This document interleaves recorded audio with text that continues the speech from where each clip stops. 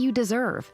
UHealth, the University of Miami Health System, offers peace of mind to you and your family with a first-class experience. Our patient coordinators assist with everything you need before, during, and after your stay with us. As South Florida's only academic-based health system, UHealth offers cutting-edge treatment, compassionate care, and life-changing results just a flight away. Learn more at umiamihealth.org/international. When I first started going to Healthcare Pharmacy, it was because it was convenient. But over the years, I continued to shop there because I trusted them.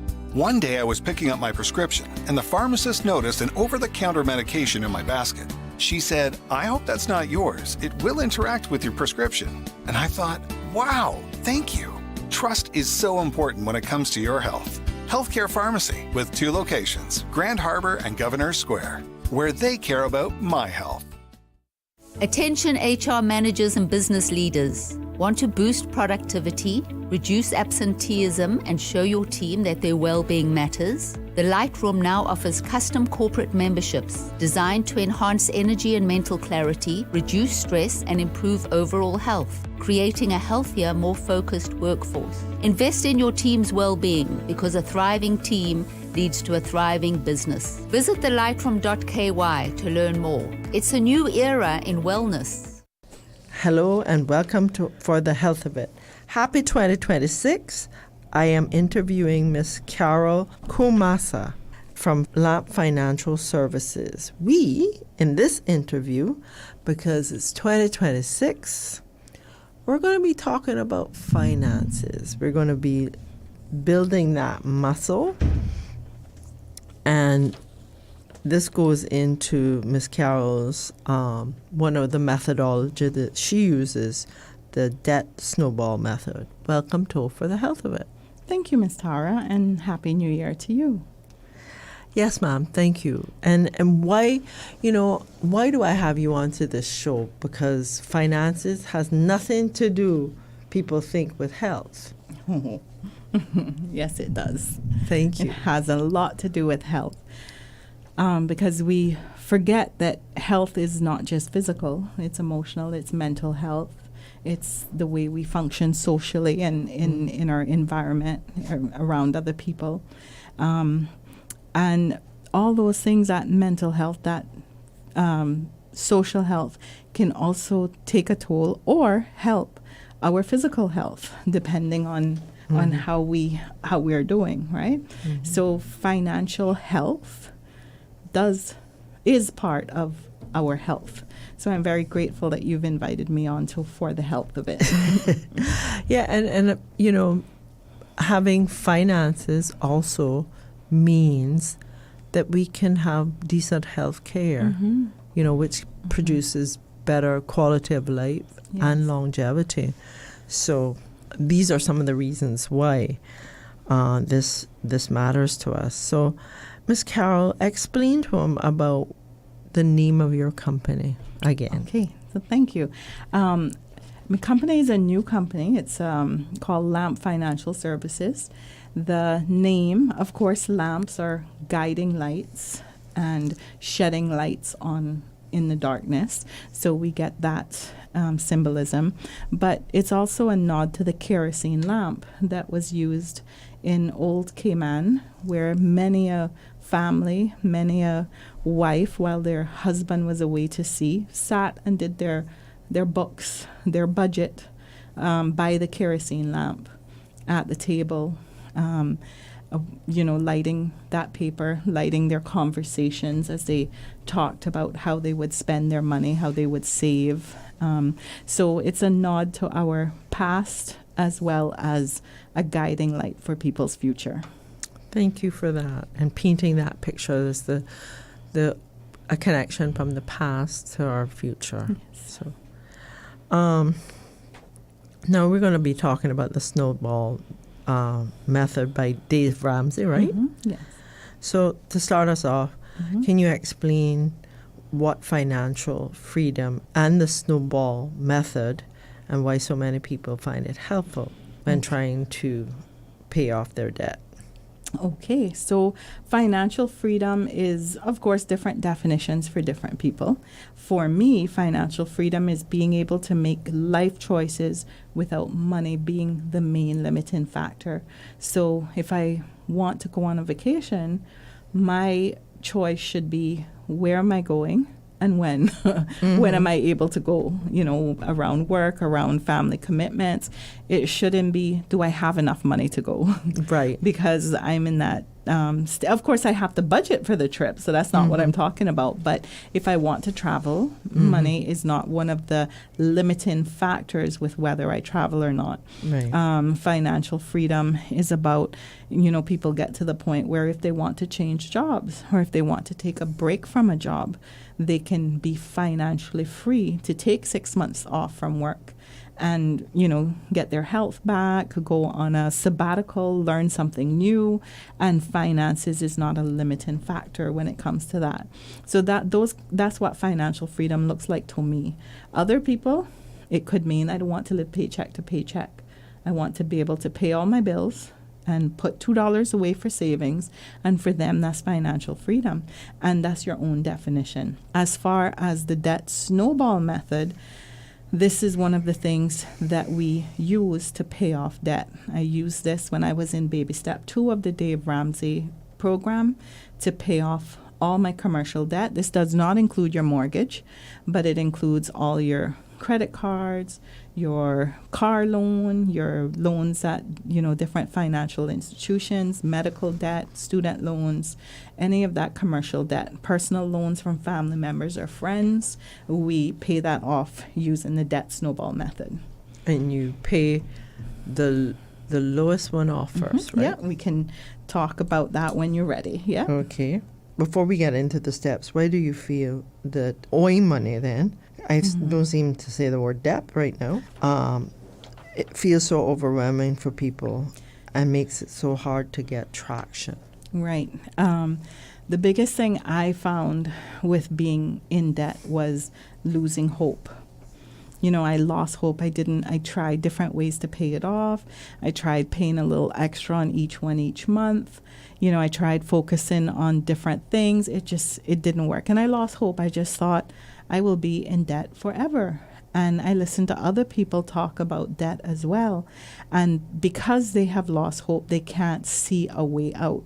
So that heavy emotional weight of debt, and also the debt creating confusion. So we try to pay off debt, and we take from one bill to pay off another bill. This bill interest rate goes up, and you're so confused because I know I'm paying the minimum payment on this credit card debt every month.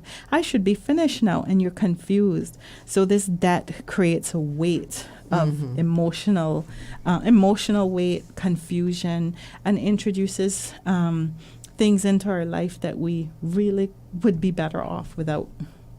Yeah, it's like going on a diet. For some reason, we make up stuff. We make up stories, right? And that's going to be so hard. Yeah. All right. But it's the change. It's, and giving up some. Science shows giving up something that you enjoy, like that coffee or, I don't know, meals out once a week or, the chocolate cake. That just creates that anxiety, like, I can't have it. What do you want? What do you mean? Yeah. But if you put something else in there, it eases the pain. So let's get to know this snowball debt, how this works. So the debt snowball method, for those of you who are interested in the Dave Ramsey plan, is 7 baby steps. And the debt snowball method we would use in baby step 2, which is paying off all your commercial debt like we just talked about. So with this debt snowball method, we list all of our debts, smallest current balance to largest current balance. So not what you borrowed initially, but what you have right now in front of you. So you list that car loan, how much you owe right now. Credit card 1, how much you owe right now. The medical debt, how much you owe right now. Credit card 2, how much you owe right now. And you make that list from smallest to largest. Make sure you put all your debts down, whether it's, someone bought you an oxtail dinner at lunchtime and you said, I'm going to pay you back. And that's probably $18 now. Yeah. You put that $18 on the debt snowball as well. It might seem trivial, but it's not, because you've made a commitment to pay this debt back.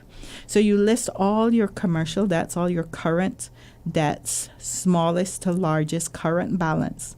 You pay them. You pay in your mortgage too? Yes, so this does not include your mortgage. This is all your debts other than your mortgage. That's in another baby step later on. Okay. Yeah. So you pay all the minimum payments on all the debt except the smallest debt.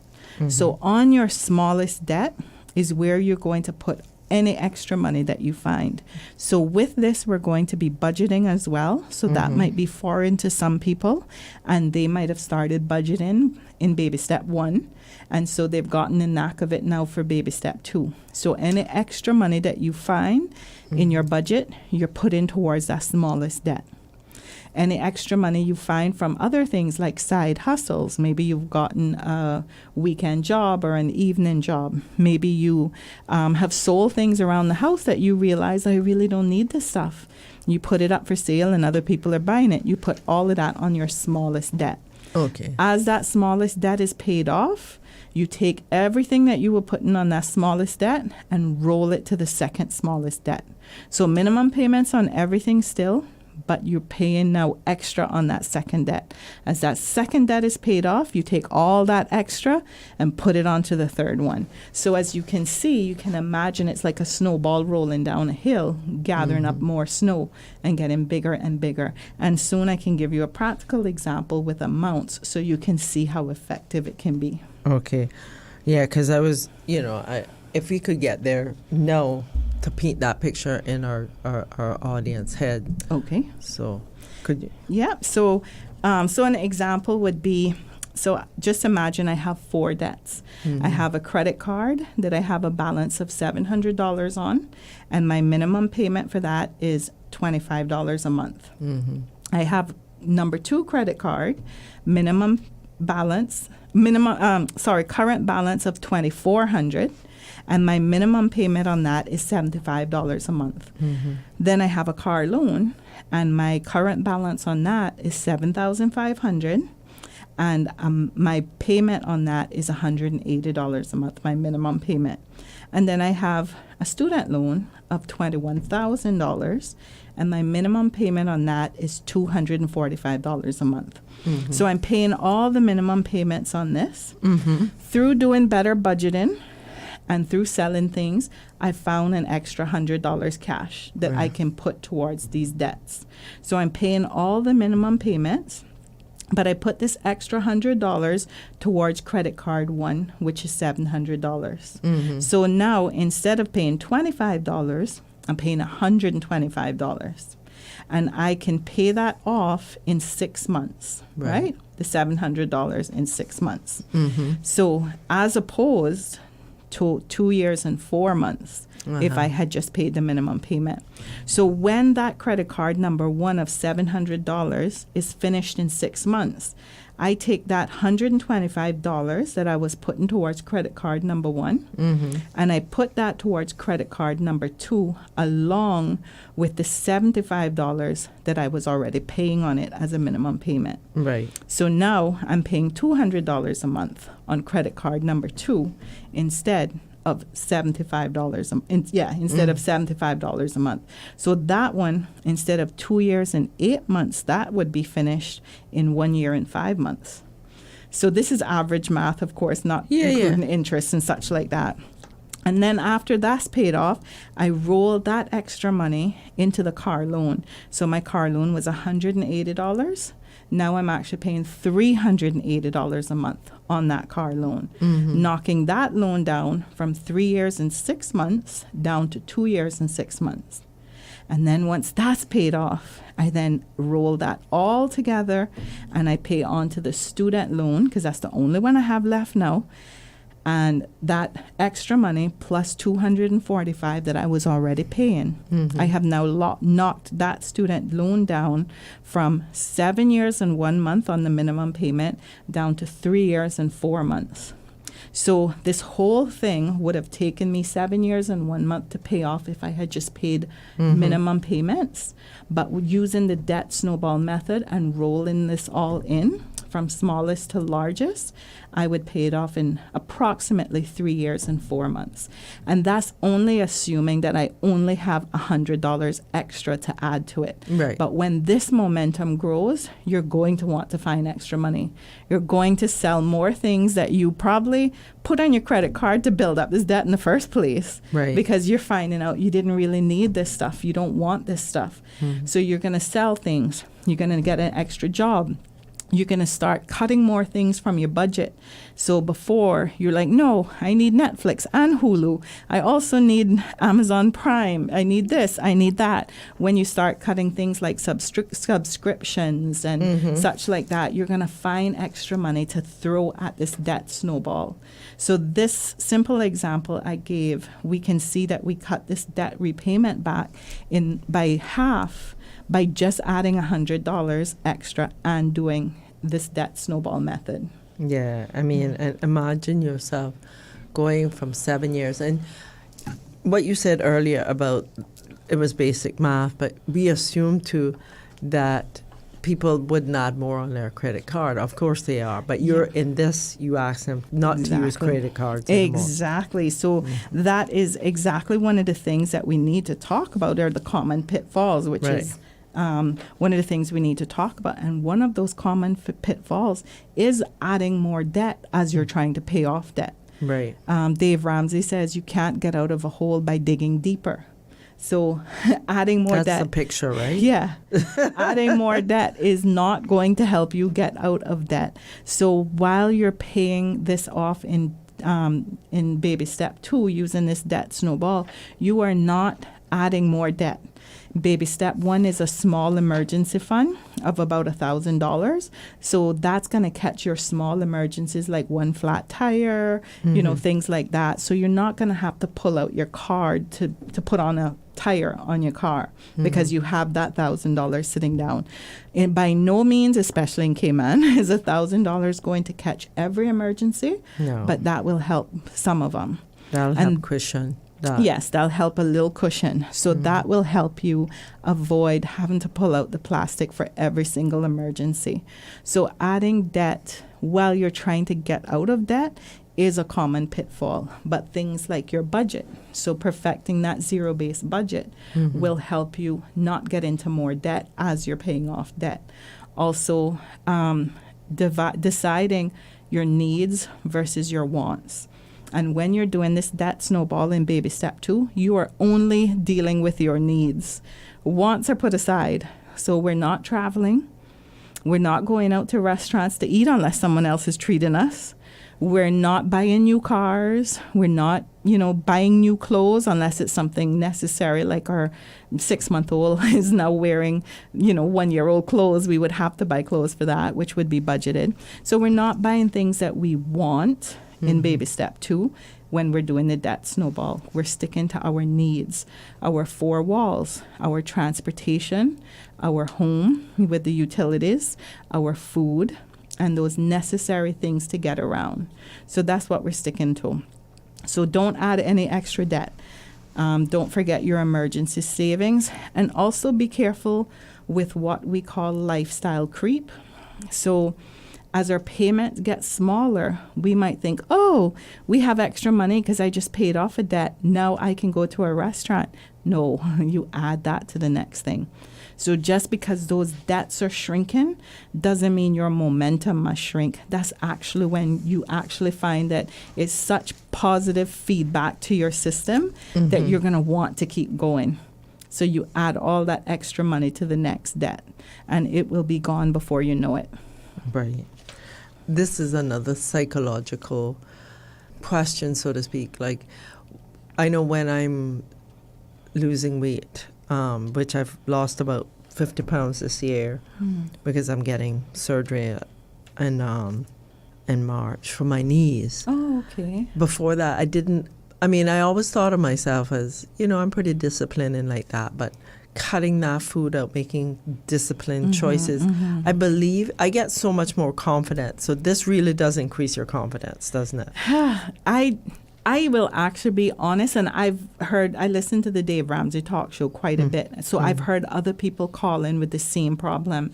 This gave me such a rush that when I paid off my debt, I was actually lost. Not because I wanted the debt. I didn't want the debt. I was so ecstatic it was gone.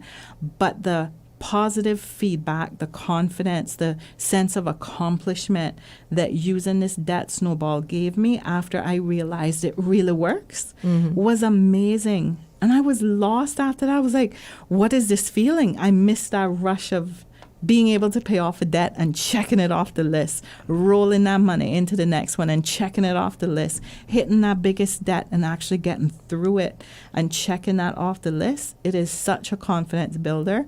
It is such a lesson in resilience. It is such a lesson in needs versus wants, and what we really need to be able to thrive is much less than we think. And that this really does, I would encourage everyone who has debt to actually really sit down and research the debt snowball, think about it. It's this whole psychological feedback of it, like you were saying. And it's just an amazing rush once you start paying that off. Yeah, and if you could see Carol's face, she got a big old grin. I mean, you've paid off your mortgage, right? Yes. So there's a certain formula that I don't hear Dave Ramsey say a lot, but if your mortgage is at a certain percentage of your annual income when you're doing the debt snowball, you can actually put it into this list. I can't remember the exact formula now, but it fit into my debt snowball because my mortgage was quite small when I started paying off my debt. Okay. So I did put it into baby step 2 according to his formula, and I was able to pay off credit card, loans at credit union, loans that I had from family members, my car loan. I was able to pay off my mortgage.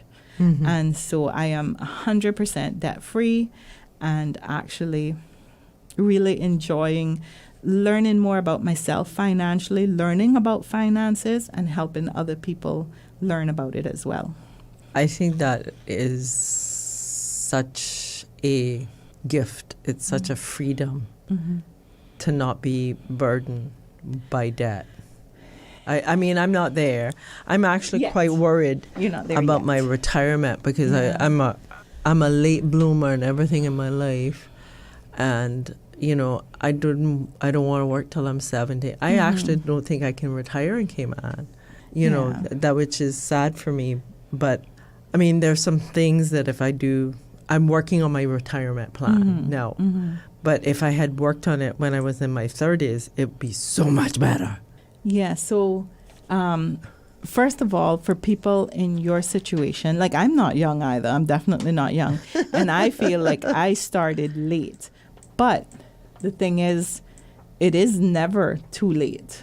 And that's the important thing that we have to remember. Like, if I had started this in my 20s, first of all, I wouldn't have been in debt if I had started this in my 20s. Right. But second of all, we all go through things I know they say, what doesn't kill you makes you stronger. And that's a hard thing to hear. But the lessons that I have learned paying off my own debt and building an emergency fund and my mindset difference, and I still have so much more to learn, but my mindset difference, I'm able to help other people. And that's the rush that I get, just being able, and I don't want anyone to say, oh, she helped me with this. I just want to see people thriving. And that is such a wonderful feeling to know that other people can thrive as well. And I might have had a small hand in that. And so for you, being a late bloomer, that's great. You are blooming. You are blooming. It's just a little bit later than you would have liked. Yes. But you are recognizing that you need to do something. You're looking for the tools and the psychological changes that you have to make. So it is never too late. And I would encourage you and anyone else who's in your situation to remember that. It's never too late. That's true. I mean, what did they say? When you want to plant, when's the best time to plant a tree? 20 years ago, because that's when you want it to, to have the mangoes. But today is the next best time. Right. So. Exactly. Yeah. So what are some common mistakes people make when trying to pay off debt? And how can listeners avoid the momentum once they start? Right. So we talked about some of the common mistakes, like adding more debt and such like that, right? Mm-hmm. But some of the things that we do is not having that plan. And not having a plan that will work for us. So some people use, for example, the debt avalanche method, which is slightly different. It's paying off, well, not slightly different, it's different. Listing your debts, highest interest rate to lowest interest rate, and then paying the one with the highest interest rate off first. That might make better mathematical sense, but me and math don't get along. Like, I need a behavior change. I need neurological feedback. I need, something to help me emotionally. And the debt snowball was able to do that because I got those quick wins and I could see it. And then it rolled up and it took a little bit longer the next time, but I could see building up, that momentum building up. So some people put a little bit on each debt, a little $25 extra on debt number 1, $50 extra on debt number 2, and they spread it out. So they never get that actual feedback of finishing and accomplishing something and checking it off and moving on to the next thing. They don't get that. So that's another mistake that people make because the behavior change actually doesn't stick because they're not getting any feedback. Another mistake people can do as well is actually celebrating a little bit too much when they do pay off a debt by going into debt or going to spend money. So it's like, oh, great, I paid off one credit card. Let me go treat myself to a nice dinner. No, please don't do that. Treat yourself to a nice home-cooked dinner and invite a friend over and have a nice time. Don't break the bank doing that. So those are some of the mistakes that people make when they're trying to pay off debt. And also not sticking with it long enough. Give yourself grace. It is not going to work the first second that you start it. You're going to try your budget, make a mistake, try it again, make a mistake. Just keep learning and growing and give yourself grace. Not going to be perfect the first time. Anything else you'd like to add that I haven't asked? I just would love to encourage all of our people in Cayman that Cayman is an expensive place to live.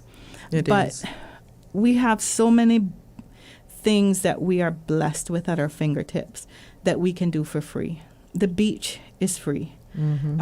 Time with family and friends in a safe place is free. Going for walks, is free. Going to volunteer at Humane Society or paint an elderly person's house and, with different organizations, that's all free. And so change our mindsets of this commercialism and I have to buy to get something positive, and just give to society and learn more about yourself as you're doing it. So, and just start to understand what finances mean to you and what you need versus what you want. And like I was saying, Cayman is expensive, but there is a way to thrive even in an expensive jurisdiction like Cayman. How can people reach you? My email is caswell@hotmail.com, and that is CASKWELL@hotmail.com. And if they message me, I will be happy to respond to them, and we can chat about finances or whatever they need to see if I can help them go in the right direction. And do you come in and talk lunch and learns and stuff like that? I haven't set up any lunch and learns yet because I do work full time as well, so it would have to be around my work schedule. But outside of working hours, I'm able to do things. So yeah, I can do groups, I can do individuals, I can do families. I want to let people know it is personal finance, so I'm not licensed or experienced enough to advise people on what investments to buy and those sorts of things, but sitting down and budgeting, helping families talk through their priorities, helping plan for the future as far as saving and budgeting, that is what I love to do and what I hope I can help people with. Thank you so much, Ms. Carol, for being on For the Health of It. And as we go into 2026, my wish for you is that you become financially free, because if we lift those shackles, we are indeed free. Yes. Thank you for listening to For the Health of It. We are moving you to the life you want.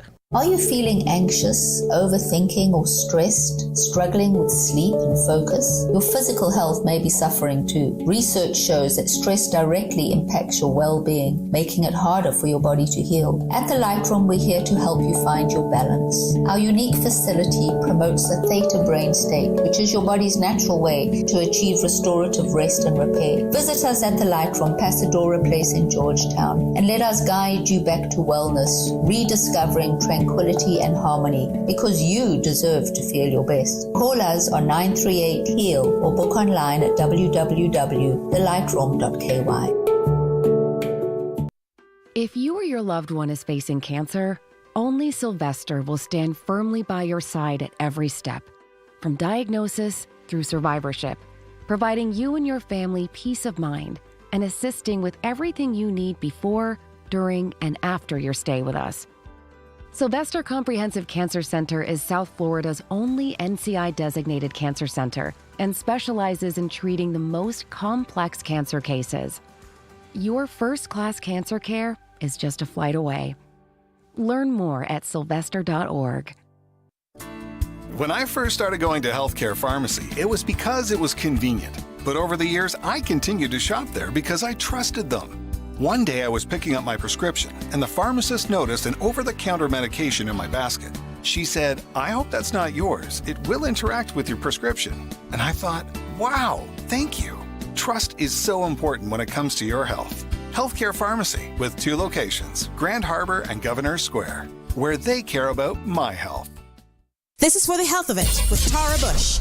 Brought to you by the Health Services Authority. Caring people, quality service. Visit hsa.ky. For the Health of It with Tara Bush. Brought to you by Healthcare Pharmacy, where they care about your health. 2 locations, Governors Square and Grand Harbor. Refill and transfer prescriptions online. Call 947-8900 or visit healthcarepharmacy.ky. Also brought to you by Cayman Medical Center, Cayman's most awarded private medical clinic. And UHealth, International University of Miami. World-class healthcare in the heart of Miami. The Lightroom, your holistic sanctuary for physical and mental restoration, repair, and rejuvenation. The power that made the body heals the body. 38 Pasadora Place, Georgetown. Find us online at www.thelightroom.ky or call 938-HEAL.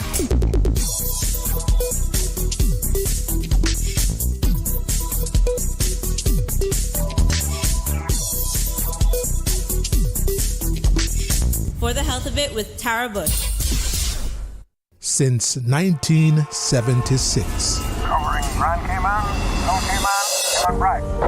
One small step for man, one giant leap for mankind.